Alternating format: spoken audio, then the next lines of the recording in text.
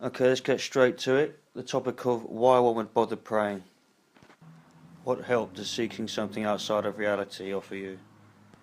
Long before any religion or monotheism of a modern age we would recognise, prayer has been practiced in many ways.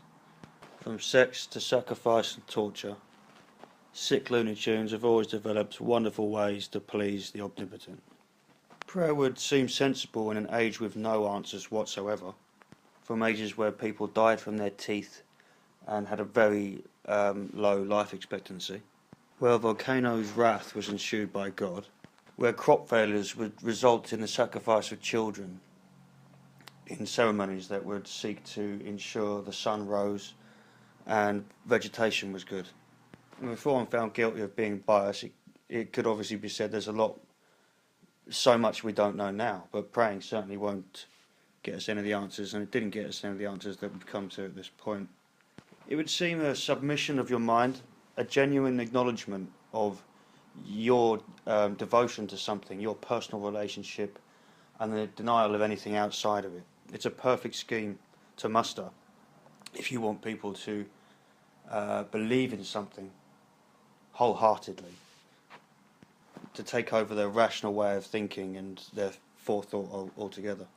Also results in the wrong people being thanked for the wrong things and a genuine belief that there is the wrong person giving it to you. So the food that is on your table, that is prayed for, the people in your family that are saved by medicine, is often, it's ensured that it's thanked by something that would never have given it to you otherwise. And need I say what an awful thing it is to teach kids to do. So from an early point, they've submitted themselves into this mono-slavery. Their brain is void of the processing of outside-the-box information. And from an early age, they learn to thank the wrong person, seek forgiveness from the wrong person, and just submit their mentality altogether. And this certainly isn't true to the development of any type of free thinker or strong character. On the point of prayer itself, I mean, God made the universe, God created everything in a divine plan, so it's said. So your suggestion would be that your prayer, you want to interrupt his divine plan, and you want him to answer to your trivial situation that's going on in this moment at this time.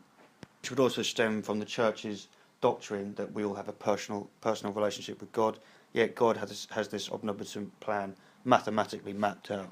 So are you asking God to change his plan? Is his plan not perfect? Is it not good enough? Or are you so amazing that your prayers should be answered?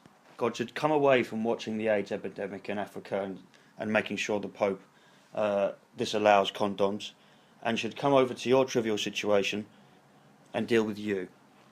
There's no point banging on about when people post pray for this and pray for that on social media, because you don't need to be a genius to come to the conclusion that it does nothing for anyone, especially not the victims.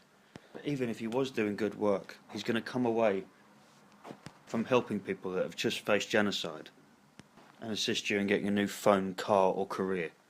It's going to help you win a football game or answer your prayers for another tragedy that he would have caused. Don't come at me with that argument, I know prayer, I can feel him in my heart.